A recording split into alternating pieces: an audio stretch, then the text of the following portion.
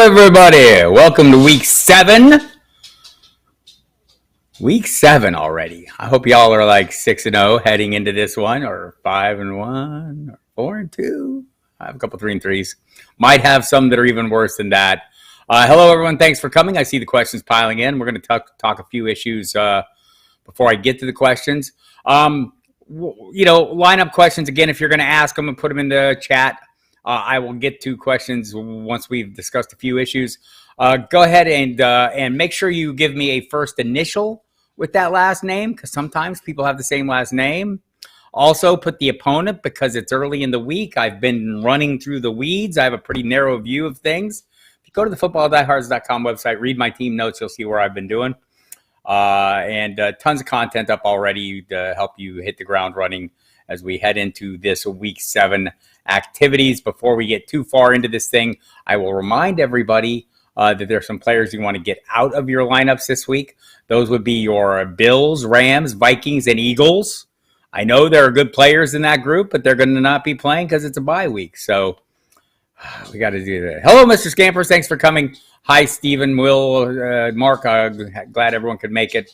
We'll kind of run through a few of the top stories here before I hit a few topics of interest. I want to talk about these replacement running backs, the targets of opportunity as we, the prime guys in fantasy football that can maybe be league winners or season changers, or maybe just like 1 week wonders. Sometimes that's all you need. We'll talk about some of those, talk a little bit about some of the variance in high-end tight end production.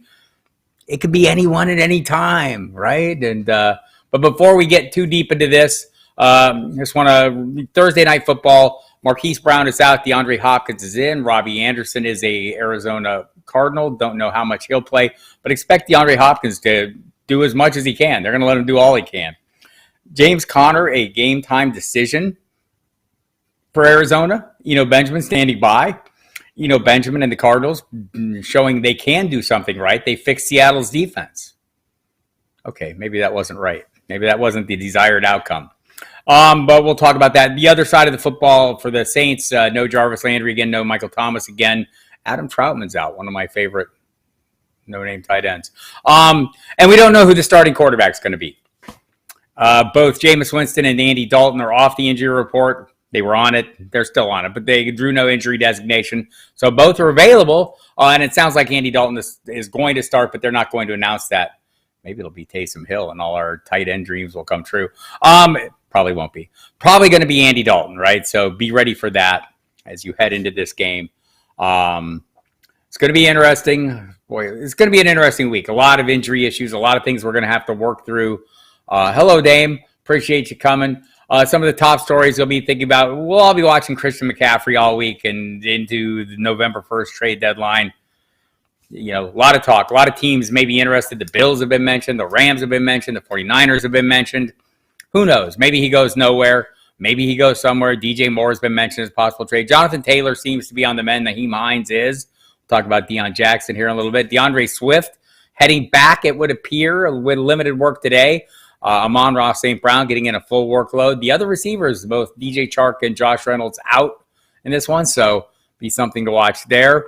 Dak Prescott set to return, got in his practice today. He's medically cleared. Tomorrow will be a big day for him, but I'll be surprised if there's any other outcome but Dak Prescott starting under center for the Cowboys this weekend against those Detroit Lions, and that's a pretty favorable matchup, I'm told. CeeDee Lamb a little nicked up as he has been. Russell Wilson, hamstrung. He was limited in practice today. We'll talk about this whole Melvin Gordon thing and the replacement back conversation, but he has been assured by Nathaniel Hackett that he is still the starter, even though he just got the 3 touches last week. And Latavius Murray led the way. Tua Tagovailoa is back in the mix. Will be the starter again. I think that's good news for your Miami, your associated pieces in Miami. Certainly not bad news. It's pretty good news. But you got to wonder, how carefully will he be scrutinized? Are they going to be watching him? We know that Jameis Winston essentially got in the concussion protocol without having a concussion, right? Because somebody saw him look like one of the observers in the stadium looked like they saw him, stumble or take a misstep or whatever.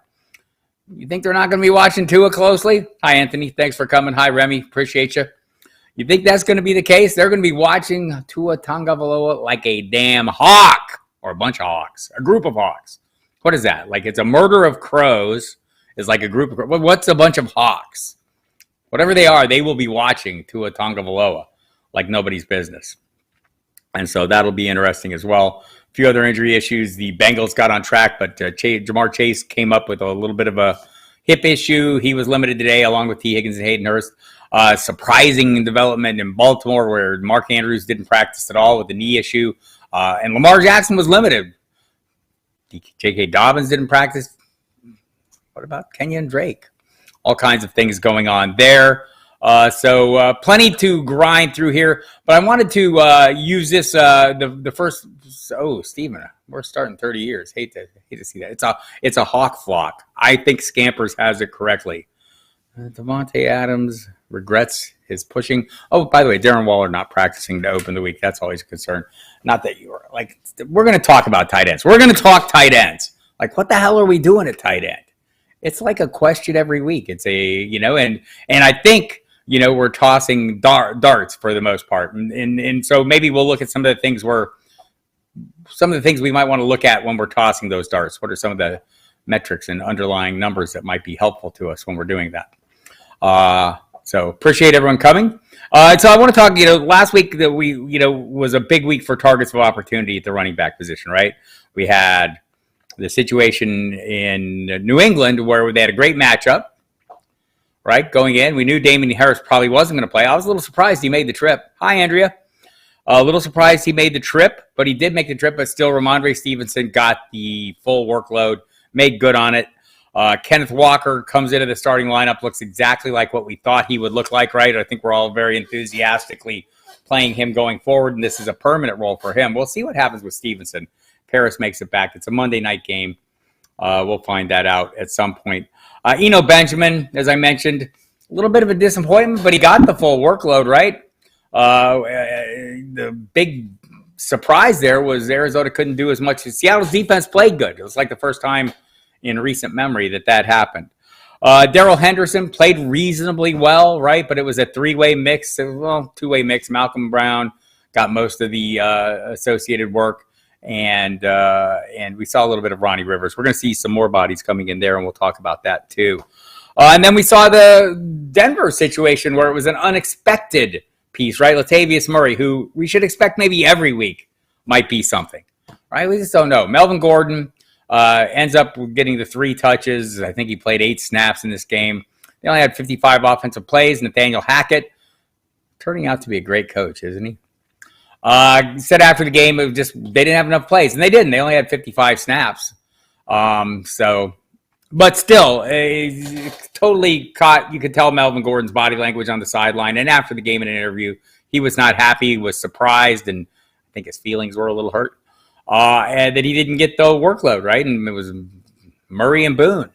And so today it comes out with Nathaniel Hackett saying they met, they talked, and that everything's good between them. And that Melvin Gordon is starting running back. And then Melvin Gordon talked a little bit after that and said, I think the words were kind of, sort of, got it worked out. Boy, this is an untrustworthy situation, right? So we hate that. Don't like to see that. And I guess, the thing that we're going to do, I mean, you're playing Melvin Gordon, right? Because he's the first man in line. But you don't know what's going to happen, much like in Baltimore, where J.K. Dobbins, apparently the knee tightened up on him last week. They blamed it on the turf in MetLife Stadium. But either way, Kenyon Drake had a second straight week of super good production and looks like he's a viable play as well, depending on J.K. Dobbins, who didn't practice to start the week. Justice Hill off the injury report, by the way, there. So these running back situations can be a mess, but there are certainly opportunities. Deion Jackson was probably the guy that I was maybe least interested in. I mean, so I wasn't interested in the Rams last week just because I'm not interested in the Rams rushing attack. It's horrible. Their offensive line is horrible. And I don't think they delivered above expectations. The thing about Deion Jackson, who was the top scorer at the position last week, right ahead of Ramondre Stevenson, the thing about him was he got the 10 catches, right? 10 targets, 10 catches. Caught them all, looked phenomenal. Probably won't see him again. Probably going to see Jonathan Taylor and Naheem Hines back. So some of these opportunities can be fleeting where maybe even they shouldn't. Like maybe Kenyon Drake should be getting more work here. Maybe he'd be great in this Baltimore offense and we'll never get the full load. Could see Gus Edwards at any time as well there as in addition. So Boy, that's a mess. So it's hard to find a replacement there. In Los Angeles, Joshua Kelly is hurt, so is Sony Michel going to be that guy that moves back up in the rotation behind Austin Eckler? We'll be watching for that. One player I'm looking at, and we'll see what happens with Cam Akers in Los Angeles. They have openly said they're looking to trade him. I think they will. There have been teams that have talked. I mean, the obvious thing that people are talking about is a swap between Carolina and Los Angeles. I mean, it wouldn't be a direct swap. There would be multiple pieces involved, but the running backs changing places. It's entirely possible, I suppose. But the Rams want to move on from Cam Akers. We've seen what Darrell Henderson is and can be, and we've seen it before.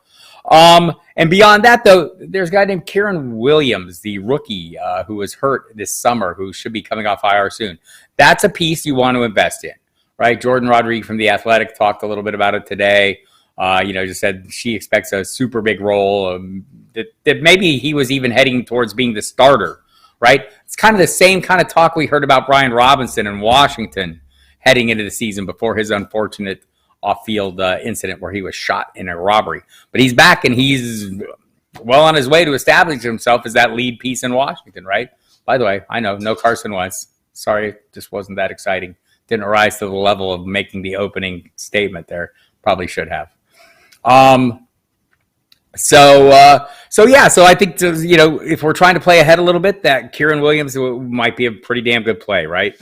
Beyond that, I think we're going to, another piece that you want to be looking at if we're thinking about Carolina trading a running back, unless they get one in return, there's a couple guys there that are going to be in line for bigger workloads, right? Chuba Hubbard and Deonta Foreman. I tend to think Deonta Foreman would be the primary piece, but we don't know that for sure. But I mean, I would go out and get the one I could, right? That seems like a pretty reasonable approach right now. I think some of these other players that we're eyeballing here that had the great run, again, Walker is a permanent condition. Benjamin is not. We'll see if that's as soon as, tomorrow night, if James Conner's back. He's listed as questionable. Deion Jackson, not a permanent condition. Henderson, semi-permanent condition, could keep his role. So we'll be looking to chase those guys a little bit. Kieran Williams is one I'll have in my mix. I'm going to be looking to see if I can get some shares of Latavius Murray, right? I mean, I don't think that situation is totally cured, right, or totally resolved based on Melvin Gordon. Sounded like it was when Nathaniel Hackett talked, sounded less like it was when Melvin Gordon talked after that. He's seriously ticked off. So we'll have to watch that one. So the targets of interest, always at running back, those are always going to be the ones that are going to be league winners, right? So keep watching, keep being proactive. Don't be afraid to jump in on a guy like Kieran Williams when you hear the name rise up, right? Go ahead and jump in. If Gus Edwards is available out there in leagues that you have, go out and grab him right now, right? Don't mess around. Don't give somebody else an opportunity to steal your opportunity. There's nothing the matter with being proactive. And so we'll bring up the tight end position now, because I think it's kind of crazy, the way this has gone. Like, you either need to have, so far this year, I mean, you want to have Travis Kelce, Mark Andrews, they're locked in at the top, right? Easy call there. After that, probably Zach Ertz, Dallas Goedert. I think David Njoku has risen up to the level where you might want to play him any given week. I think Tyler Higbee is playable every week. I think TJ Hawkinson is playable every week. After that, I mean, is Pat Freiermuth a guy you feel like you have to play? Is Gerald Everett a guy you feel like you have to play? I know I'm leaving the elephant in the room, Taysom Hill, out, and I'm doing it for a reason, because I think this is going to make my point. Mike Gesicki last week we saw have a huge game, right? Huge fantasy production. There was maybe a reason for that, so I often, don't follow him on Twitter, Dwayne McFarland with Fantasy Life out there does a lot of utilization work using the Pro Football Focus numbers. And the number for route participation for a tight end is like 80%, right? So who is close to 80%? Well, last week, Gesicki was up to 70. I think in recent weeks, he's been trending up. Mike Gesicki came on and had a huge game, right? Who else had huge games last week? Well, we've seen Taysom Hill have some huge games. His utilization is going to be hard to figure out because he's not used like a regular tight end. He's carrying the ball. He can even throw the ball. But you're going to get these wild swings, like 4 touchdown games followed by 4 fantasy point games. But how bad off are you? I mean, at that position, just in general, right? When you're looking at this position where beyond those top 5, 6, 7 guys, everybody seems like a dart toss. Dawson Knox is going to be a touchdown dependent piece. Do you count on the guys in in Dallas, one of those rookies coming up. Do you think Kyle Pitts can build on his 3-catch game, which was only great because he had a touchdown? I mean, these are all going to be things. Robert Tonyan, there's one to watch. I think Robert Tonyan and Stephen Pavia brought him up, just pointed him to the chat. For one reason, one really good reason, is Aaron Rodgers has a good relationship with him, right? They're good buddies off the field. They go hang out at the Kentucky Derby and whatnot. But he's also earned Rodgers' trust. 2 years ago when he had the 11-touchdown game on a pretty narrow band of targets, he didn't drop any passes, 0 drops. We see this week he gets the heavy double-digit targets in this game. I think he's a piece that's coming on. And someone else in the chat mentioned Daniel Bellinger. Here's another guy whose utilization, if you go check out what Dwayne McFarland does, up there, like 80% is what is viewed, 80% route participation is viewed as the gateway to breakout tight end play or elite level tight end play. So you saw guys like Bellinger, he's up in the 70s. You saw Gesicki this past week, he was up in the 70s. You've seen him go like 50, 60, 70% in the route participation. These are things that are trending in a good direction. David Njoku gets a busy workload. You know who else does? Evan Ingram. Route participation numbers show elite productions coming. So that's one of the things you want to look for when you're trying to say, who's going to be this breakout tight end? Who's going to have these games? Well, look at the guys who are getting the utilization. Evan Ingram is one that you might want to look at. Clearly, Gesicki is getting it. It has been rising in recent weeks. The problem with Gesicki is he has 3 weeks where he had fewer than 50 snaps. These are the things we're going to have to battle at the tight end position. And it's a reminder when we talked about it, and we talk about it almost every year. Are you a person who drafts one of the top tight ends so you can just lock it up and forget about it? Or you're a streamer? Well, if you are streaming, you're going to be fighting everyone who didn't get one of those top 2 tight ends. Or maybe let's say one of the top 5 tight ends. You're going to be battling a whole league almost of people who are chasing those tight ends. So how do you gain that edge? You're going to gain that edge by looking closely at the usage of the players, even the ones that aren't being productive right away, right? Like Evan Ingram is a prime example. If you look at the numbers, it's there. All the pieces are in place for a breakout game. He just hasn't broken out. I think you could say the same for Daniel Bellinger, except he kind of has broken out, right? I think that's a fair assessment for him. If you look at I want to say, you know, some of the roles, like, you know, if you want the things that I want to avoid, some of the things I want to avoid in the tight end are through like tight end committees, right? Like in Indianapolis, you have 3 tight ends. In Tennessee, you have 3 tight ends. In Seattle, you have 3 tight ends. As much as I love to fire the dismissal, and I will do it, it's still a tough call. You're taking your chances a little bit. So find tight ends with a little narrow band or not snap. Pitts played a good portion of the snaps, Steven. He only had 3 targets, caught all 3 though. But his usage was pretty good. I want to say the snap count was pretty high. I think I have the number in front of me, or close to in front of me. Cole Pruitt caught one as well there, just to make it interesting. I want to see if I have the snap counts for Pitts. Let's see. Pitt's second highest route participation of the year was 84% per McFarland and Pro Football Focus numbers.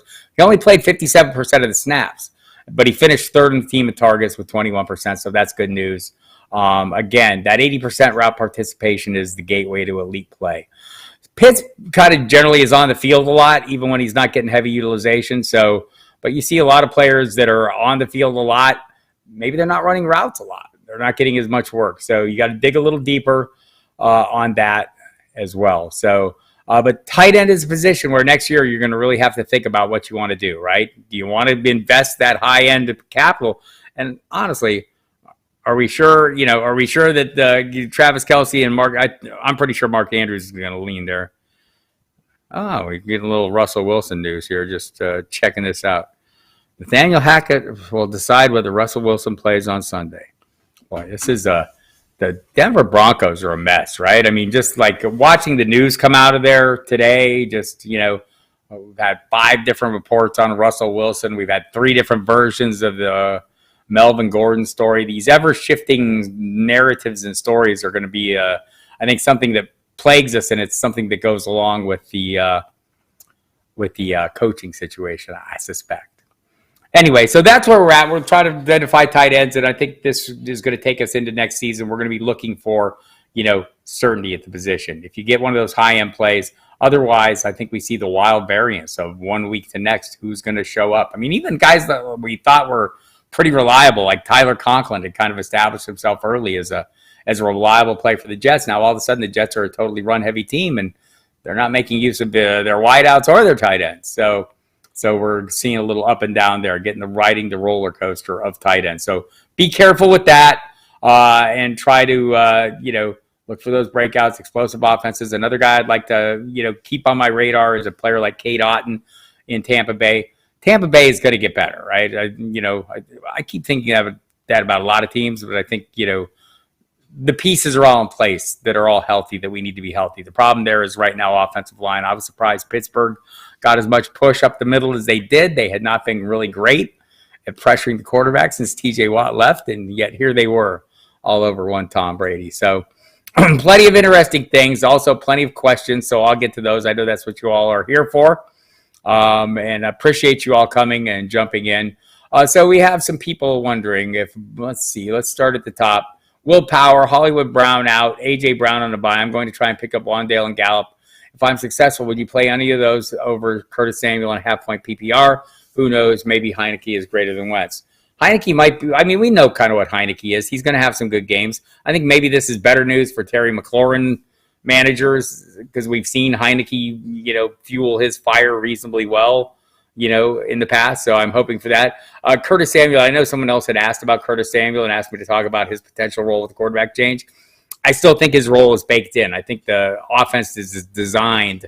I don't think the overall look of the offense is going to change with Heineke in there in terms of how they might want to use Curtis Samuel. He was brought there for the reason that we've seen so far.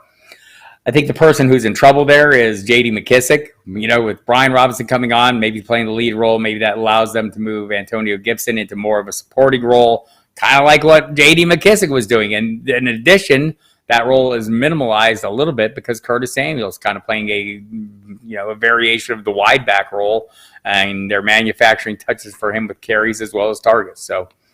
So I do think I'm going to still play, and I'm going to still play Curtis Samuel because I like the role. But we'll see what it does for Dotson as well. I think Dotson will be back. De'Ami Brown dealing with an injury as well, but Dotson got in a limited practice. The touchdowns we saw for him early on, week one, I know were schemed directly for him. So will Heineke look that way? I would guess if they are similar play calling. And that's the thing that's encouraging about guys like Samuel and Dotson. Seems like their success has come from offensive design, from the play calling, more so than just the quarterback decision-making, etc. So hopefully Heineke can carry on with that.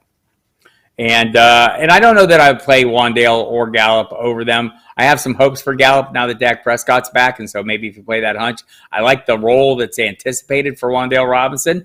And I thought got a little taste of it. I just, we'll see where it goes. I don't know if it's something that I want to play every week, just like Tyquan Thornton.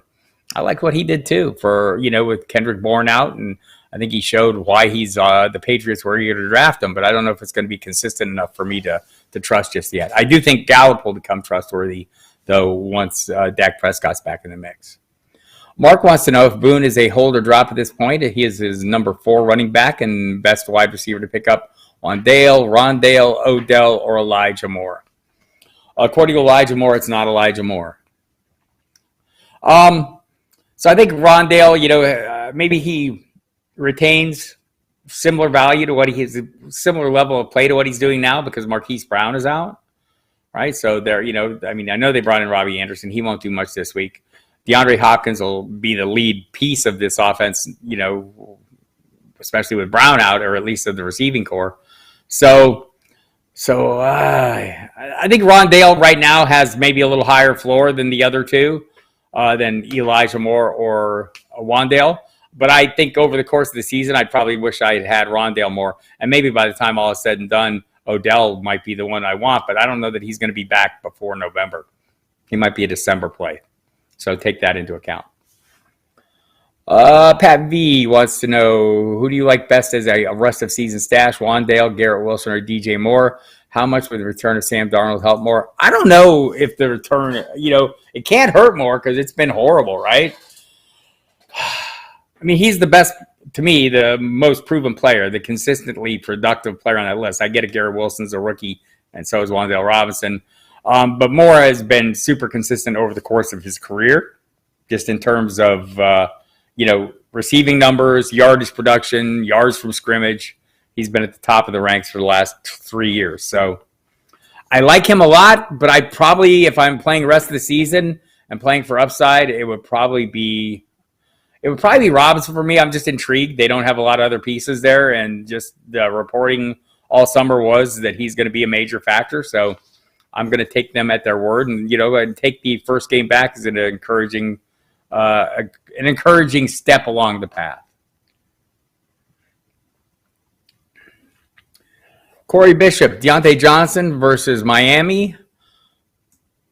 Michael Gallup versus Detroit. Cooks versus Oakland. Boyd versus Atlanta. Jacoby Myers versus Chicago. Pick one.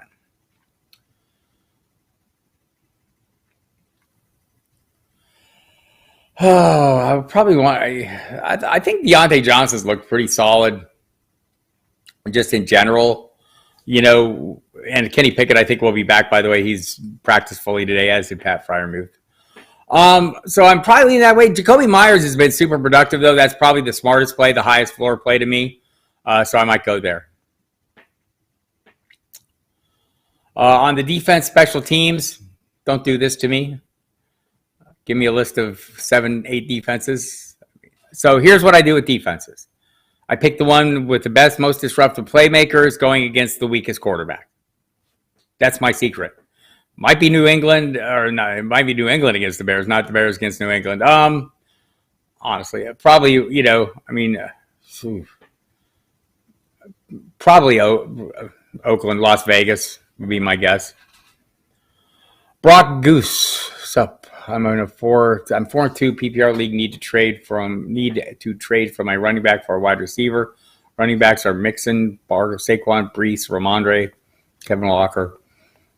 Yep. Yeah, I might do that. I mean, Breece. So the what he's come down to is trading Breece Hall and Romeo Doubs for AJ Brown and Olave. I might do that. Ideally, I'd like to keep Breece Hall, but you're going to have to give something up to improve, right? And you have so many other pieces. You can't start all of them every week. I would probably go ahead and do that. Stephen Pavia, worst start in 30 years of fantasy for me. Still grinding, never giving up. I've not had a great start in some of my leagues either, and I am still grinding the best I can and trying to keep up as well. Man, it can be a battle, but you owe it to your league mates to give it the best shot you got, right? And not just, in general, but, I mean, they're counting on, they need you to play up to your best to be competitive, so that the teams that they're competing against as well are also struggling. So Remy needs help with his quarterback for the bye week. Marians versus Bengals. I'm probably not understanding that. Sorry. Mariota versus Cincinnati. Daniel Jones versus the Jags. Andy Dalton versus Arizona. Brissett versus Baltimore. Kenny Pickett versus Miami. I like the Kenny Pickett matchup against Miami. Don't know that I trust him that much. Don't trust Mariota to show up every week. Daniel Jones, I kind of semi-trust to show up. He brings a little rushing equity as well. I'm probably leaning Daniel Jones in this group. Wouldn't talk you out of Pickett. A kettle of hawks, says Mr. Scampers. Interesting. It's entirely possibly true. Okay. Tua versus Pittsburgh or Geno versus the Chargers. I'm going to probably play Geno there. I think he's good enough to get the job done. And again, as I mentioned about Tua, I have concerns in that, how closely is he going to be watched? How closely will that kettle of hawks be watching Tua Tagovailoa? Pretty closely, I think. Just I'd like to get a feel for it. I think Tua is a fine play any given week, but it's not like Geno hasn't been giving you solid numbers, right? I'll go ahead and play Geno. A cast or an Erie? Thank you, Pat B. I appreciate that information. A sea of hawks. Well done. Would you lean towards the Drake or Pollard in a half-point PPR? I feel a little like it's chasing points, but given the circumstances with J.K. Dobbins not practicing to open the week, I'd probably watch that one, and I'd be willing to go Drake if it continues in that direction. where we feel like we're not going to see J.K. Dobbins, or he might be limited. That's where I lean. Andrea, need one wide receiver, one flex. Michael Gallup versus Detroit. That's a great matchup. Alan Lazard versus Washington. He's pretty much a clear-cut guy getting the touchdowns. Cortland Sutton versus New York. Nope. Dameon Pierce versus Vegas. Yes. Dameon Pierce, and I'd probably go Lazard. Mr. Scampers would like to know my thoughts about the Bears running back situation. They're essentially a 2-drive to 1-drive rotation this season. That's what it seems like. And it is tough because it's the Monday night game. They're both healthy, or I'm guessing they won't be on the injury report. We'll know that tomorrow when it comes out. But every time I think that Khalil Herbert has taken over, Scampers, David Montgomery says, no, he hasn't, right? It just comes out of that performance. I think I'm playing him, in that order still, Montgomery and then Herbert. And hoping for the best. Ideally, I would like to find more consistent options, but I don't know that we have. I mean, it's just, we're in week 7. There are buys abounding. There is injuries and attrition. I don't know that we always get that choice we want. So I would play in Montgomery then Herbert and hope for the best. I think you're playing a little more on your hopes with Herbert. He can be very productive. So that's one to watch. By the way, he lost a yard. There was a stat correction today. That 74-yard run was a 73-yard run last week. Damn it. 0.1 points off the board. Chris Olave versus Arizona or Alex Pierce versus Tennessee. Andrea wants to know, I'm probably playing Olave here. I like Alex Pierce. I think it's going well, and he's better than I gave him credit for. So let me stop right there. It's not that I think he's – so, I'm not trying to judge players. Yes, I want good players in there, right? But I want good roles. And I think up to this point, up to last week, where we saw 57 pass attempts by Matt Ryan, it's kind of a narrow band, and they wanted to be a run-heavy team. I think they've obviously made some adjustments there, and they're throwing more. So I think Alec Pierce is a reasonable play. Michael Pittman's always going to be the top of that, pecking order, right? And he's going to get the bulk of the targets. But Pierce is a viable play, I think, any given week. But Chris Olave is going to be the wide receiver 1 essentially for the Saints in this one, and it seems like whether it's the deep ball from Jameis Winston or the more cautious approach of Andy Dalton, at least up to this point, Olave's had a role and he's kind of been a leading piece of that receiving core. So I'm going to play him, Andrea. Silas Ratcliffe, am I crazy for picking up Bellinger as my starting tight end this week? You are not crazy, Silas. Again, the utilization numbers, I recommend everyone follow Dwayne McFarland if they aren't already, and check out some of the utilization numbers he puts up at Fantasy Life. He does really great work. Big fan of his. He's a very smart guy. At Dwayne McFarland on the Twitter. But, the utilization has been great and the production has been good, and Brian Dable has a little bit of zaniness in him and isn't afraid to run a tight end, use a tight end as a runner or maybe even a passer. If you saw that touchdown he ran in, he was thinking about passing. So, yeah, I could play Bellinger. I actually have him in a tight end heavy league, and I've been playing him every week in that league. I have to start multiple tight ends. Let's see. Steven needs a quarterback this weekend. Brissett, Zach Wilson, Heineke, or Zappy. Zappy, I know, is playing Chicago. Washington is playing. It'd be helpful if you could put the teams in, if the opponents in, if you're asking lineup questions. Green Bay.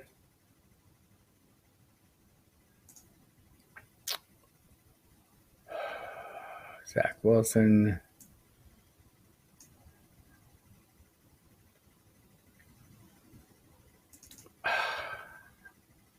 If I knew for sure Zappy was playing, I might play him. I'd probably play Heineke. Graham F. Hello. Who to start in a half-point PPR? Wide receiver 3, Rondale Moore, Bateman, Dubs, or Juju, and running back 2, Swift or Mostert. If Swift is up and available, I'm going to play him. He worked on a limited basis today. Wide receiver 3, Rondale Moore. I'm probably playing, Bateman is back on the practice field, so might wait this one out and see if he's playing. I might want to play him. I probably will skip out and wait and just wait for that because I have other options not named Rondale, not named Bateman, who I can lean on if I need to. So I'd probably wait on that and skip Moore in this game. And if Bateman doesn't play, I could play either of those other two. But I'm kind of eager to play Bateman, assuming he's healthy and back in one piece. Tunney and Gesicki had wake-up calls last week. So I don't know if if it's easy to trust. We were talking about earlier, in case you missed it. Can you really trust the tight ends? I don't think you can. I think you're playing for a little bit of upside. And both those guys have that upside, right? So I think I could play either one if I needed to. And I feel a little more comfortable with Tunyon than I do Gesicki. But, like Gesicki's participation numbers have been rising a little bit the last couple of weeks. I think Gesicki ideally is he gets traded and you find him in an offense that's better suited to his abilities. In a scoring-only league, who do you like better, London Bateman, Cooks, or Allen Robinson? 3 out of the 4. Well, Allen Robinson's on a bye this week. Does that answer the question, Tony? I mean, is that rest of the season or just this week? And you'd have to hope Bateman plays. Have a pivot ready in case Bateman doesn't play. How about Hunter Henry this week? That seems to have been a little random, right? Just a little random with the touchdowns. And like Mac Jones was kind of the guy that, you could count on to throw Hunter Henry the ball last year. We haven't seen it that much this year, but we did see a sighting. I think Henry has joined the ranks of wide variance plays that have some upside that maybe you can maybe fall back on. One of the streamers we're all looking about. I don't know if there's a tell. That's one of the things I like to look at. Henry has not been heavily utilized and has not, all the metrics are not working in his favor. And we also saw Jonnu Smith in that game have a nice play. So that's a tough one, Andrea. I'm probably looking at other people. Let's see. You're welcome, Silas. I appreciate you coming. Do we trust Claypool to be more involved, or was last week a fluke? I think it was a fluke, Dame. But it's within his range of outcomes. That's another player that maybe they've talked about getting traded at some point. We'll see about that. Deciding between him versus Miami, DJM versus Tampa Bay, or Robbie Anderson tomorrow night versus New Orleans. I'm probably out on Anderson. I'm kind of out on Moore. Almost by default. I'm probably going with Claypool in this one. Chuck, weekly streaming QB question missed on Stafford over Geno last week. Was tossed up between Geno and Cousins prevailed this week. Geno versus Chargers, Ryans versus Titans. I'm probably sticking with Geno. I think, I do think Ryan, I mean, I don't expect him to have the 50, nearly 60 attempts every week. And we'll see with Jonathan Taylor likely back and Nyheim Hines back. He practiced fully. Taylor was limited. And also, Deion Jackson, the top replacement back last week. I'd probably stick with Geno. Let me just check the Emil Cadlick's initial ranking, see what he thinks, see if he agrees or not. I think he does. Yeah. Yep. I think we're both in the same camp there.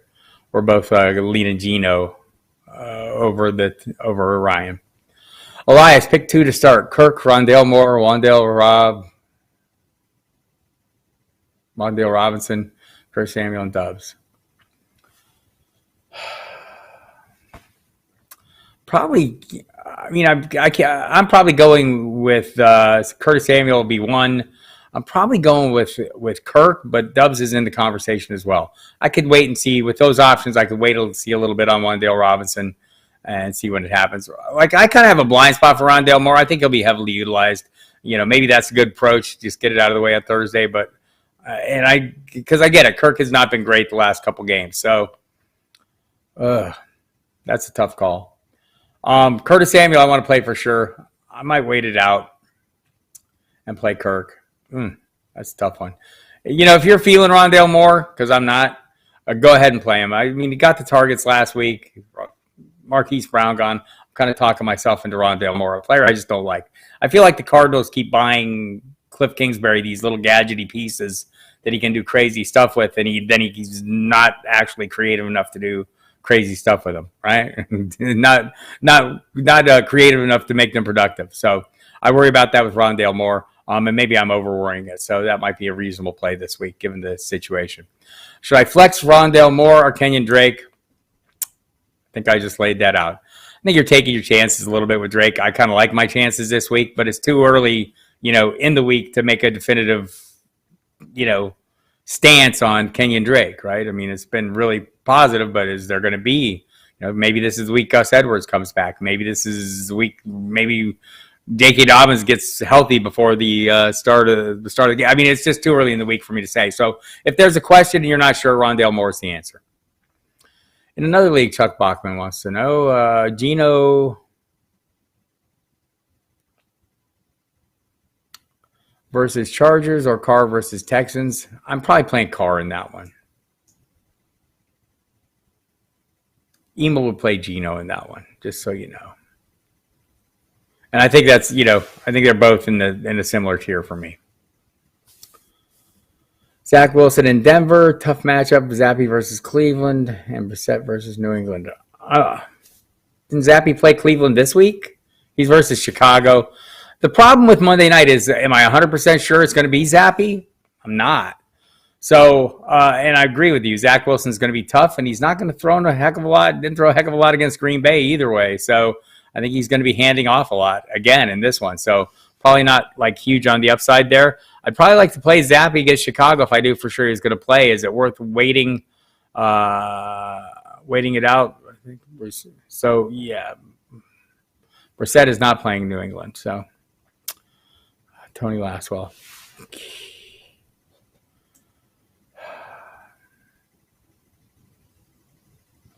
See if I can scroll up and remember your question. Can't find it. Can't remember it. Sorry. Mr. Scampers, half-point PPR. Who are you sitting? Christian Kirk versus New York Giants. Jeff Wilson Jr. versus the Kansas City Chiefs. Curtis Samuel versus Green Bay. Eno. I'm probably sitting Eno either way, I think. Just like, I mean, it wasn't great against Seattle. New Orleans, pretty better defense. Maybe pick another one, it would probably be Kirk of this group. Just hasn't been good for a couple weeks. Thanks, Andrea. Thanks, Steven. Start Eno versus New Orleans if Connor's out, or roll with Bateman versus Cleveland or Gallup versus Detroit. I mean, I think Gallup versus Detroit is a real fallback. It's a great matchup, and hopefully with Prescott back, I want to play Bateman if he's healthy, but it's too early to know if he's healthy. I don't really want to start Eno in versus New Orleans that bad, but probably is the better play of all these if there is no Connor. Thursday games have become they've been just horrible games, right? I mean, it's just been hard to no scoring, and I mean, as soon as you say that, the switch is going to flip and we're going to get a great game. I don't know if it'll be this week's game. Lucius wants to know what I think of Jonathan Taylor the rest of the season. Worried about his injuries and his schedule. You're thinking he's worth trading for.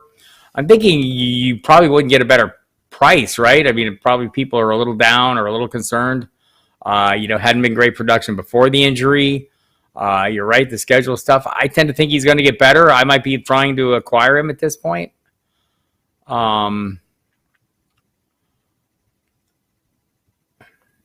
I think he is worth trading for. I would trade for him because you're not going to get him. You're not going to probably find him at a lower price, right? I mean, coming off a 2-game absence, he's had one good game. He had the week 1, the 25+ point fantasy outing. After that, it's been single digits. It hasn't been great, right? So I think this might be a good time, but a good buy opportunity. Thank you, Chuck. I appreciate that. I have a little while longer. If you have more questions, go ahead and ask them. I'll try to go back to some of these I could not figure out because it just takes too long to look up every matchup that I'm trying to look up to help you figure out the calls. There was one I wanted to get to.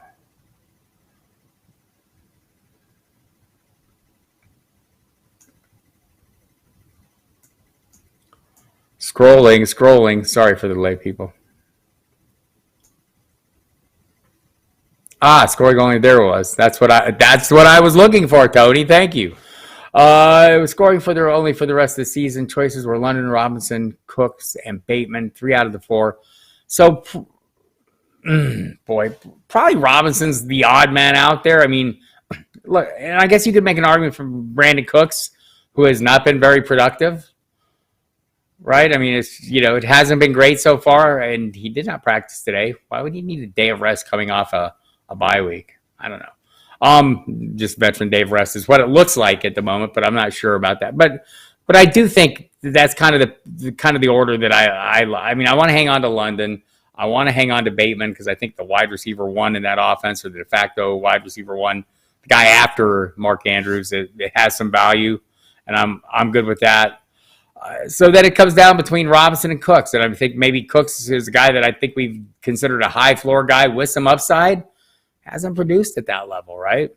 Maybe it comes around. We saw last year Davis Mills kind of came on down the season. That was after he sat for a little while, though. So, and Tyrod Taylor took over. So that one's a little dicey for me. I love the upside of Robinson. I think that's what we're all kind of keen on. Is anyone in that offense, or is any piece of that offense not named Saquon Barkley going to have super high-end numbers? I just don't know about that. Just don't know. So I'm probably going with the three, the London, Cooks, and Bateman. If you wanted to go Robinson, and I get why you would, Tony, I would bail on Cooks at the moment. Jeff Snook, Jerry Jeudy against the Jets, Pickens against Miami, Mooney against New England, Thornton against Chicago, Wandale against Jacksonville. Need 3. Probably don't know what the quarterback situation is going to be for Jeudy right now. I mean, I think it's going to be Russell Wilson. Offense hasn't been great, and he's been a little hit and miss. I do like Pickens a lot. I think Mooney, they've been passing a little more. So I'm probably going to go Mooney, Pickens. And I wouldn't talk you out of Jeudy, but I might go Robinson there just in hope I catch some lightning in a bottle. I think Judy's the smarter play there. I think Thornton looked great, right? I liked him. I think some of that had to do with Kendrick Bourne being hurt. I don't know if Bourne's going to be back. Thornton's an intriguing piece to me, but not one I'm ready to play every week just yet. So, and I don't think Robinson is either, but I'd probably take a chance on him over Jeudy just the way this Denver offense has been playing. Scampers, thank you, Tony. Yes. All right, if you still like Cook's upside, I think that, I like Cook still too. I just feel like every time I look at his numbers after the games, I'm really disappointed. So, but I think your overall view of this is correct. Scampers, half-point PPR, Michael Carter at Denver, or drop him to grab Gallup versus Detroit and moving forward. If you have a pretty balanced roster, I kind of, I think if you have the feeling like I do that Dak Prescott's going to mean good things for Michael Gallup, I think the Breece Hall train is leaving the station, and Michael Carter is going to be hit or miss, week to week. I think there's going to be okay weeks, but there's going to be weeks that are not, and probably more that are not, Scamper. So that's probably the direction I would go as well. Andrea, my choice for tight end is Daniel Bellinger. I'd play Bellinger in that one for sure over Otten. I think Otten has great upside. I talked to Greg Allman from The Athletic. He thinks he's kind of on the rise, and especially with the injuries to Cam Brate right now. I think, that opens the door for him, but he's still a work in progress in that regard for me. So Bellinger seems to be the established piece, and this is interesting because this goes back to, I want to say July. The beat writers that I talked to that cover this team on a daily basis kept saying his name. I actually drafted him in what I want to say the Independence Day. So July 4th, I was drafting him in a tight end heavy league, granted, but. Yeah, Mr. Scampers brings up a good point. Dulcich seems like a thing, right? And it's funny that this goes back to, to OTAs and mini camps where Albert O was, kind of like had fallen behind Dulcich, and they talked a lot about liking the things that Dulcich does and offered in this offense more so. And then here he is, comes back. Albert O is inactive, and Dulcich is catching his first touchdown. So I wouldn't mind that, but I could play Bellinger either way. Nicholas Robinson wants to know if he should trade CMC, Ertz, and Deontay Johnson for Mark Andrews and Lazard. I probably would not do that. And I'm a Mark Andrews, the biggest Mark Andrews fan of the world. I probably wouldn't do that. Is Josh Reynolds a stash or even a start this week? Though Amon-Ra and Chark are seemingly back. Chark is not practicing today. Amon-Ra practiced fully. Chark did not, neither did Reynolds, and Reynolds got a new issue in knee. So, he's a stash to me, but And I think, it's going to depend on if Chark is there or not. Robert, for a wide receiver to stash, you like Thornton? Would you rather pick up Thornton or Shakir from Buffalo to stash? Thornton for me, I think, they're both great plays, right? I think Shakir. And so the question for me with Shakir is, I think you're going to see him kind of doing the same thing Jamison Crowder did, which is sharing the tight end, the wide receiver 3, the slot role with Isaiah McKenzie. And so, there's not some value to that, because there is in this Buffalo offense. But that's also part of it. There's so many pieces in the Buffalo offense that maybe I'd like a piece in a lesser offense that has a better role. And we'll see. I think Thornton is maybe more of a hit for this Patriots drafting tight end wide receiver thing than we've seen in the past than N'Keal Harry. So Greg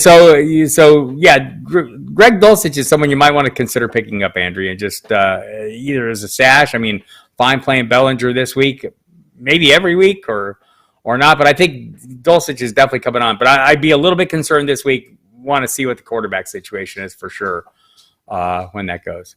Thank you, Pat V. I appreciate you enjoying the chat. I appreciate everyone coming. I appreciate you all putting in your questions in a format that I can work through. Again, it's Wednesday, so the matchups aren't seared into my brain. I kind of in the weeds, team by team, and so memorizing the matchups doesn't happen until I've done about 1,000 lineup questions like these by Thursday. So just trying to process more quickly. So I appreciate when you put the information in that helps me out. Got time for a few more questions if you have them. In the meantime, I'll remind you, footballdiehards.com is a great website. I work there. And we have tons of great content, along with some other great people, by the way. You'll currently find all our free agent material is up.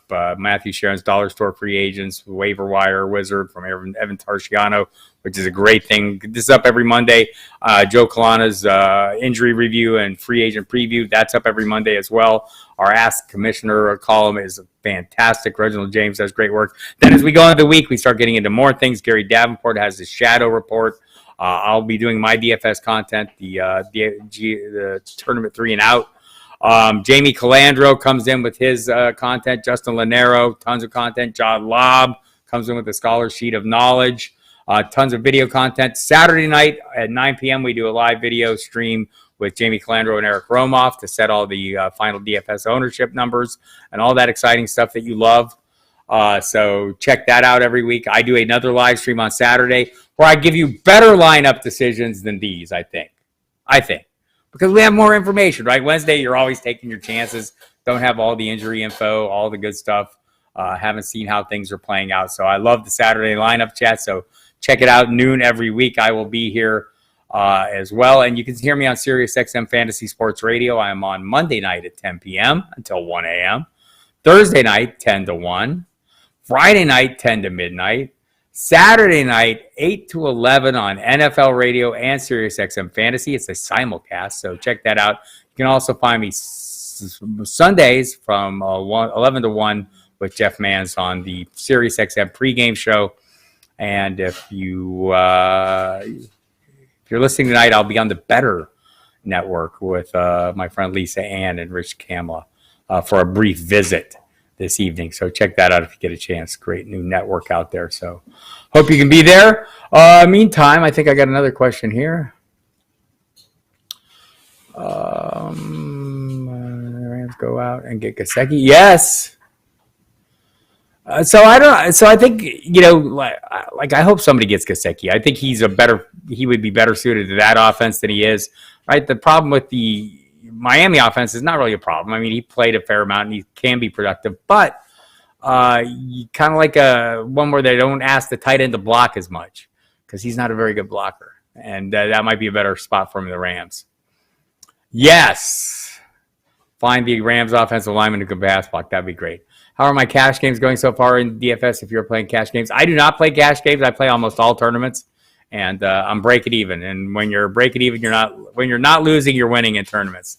I like to play with a lottery ticket. Jamie, though, is killing it. So check him out Saturday night, 9 p.m., along with Eric, Jamie Calandro, and Eric Romoff. Jamie's articles will be up as well. He'll do a best DraftKings cash plays.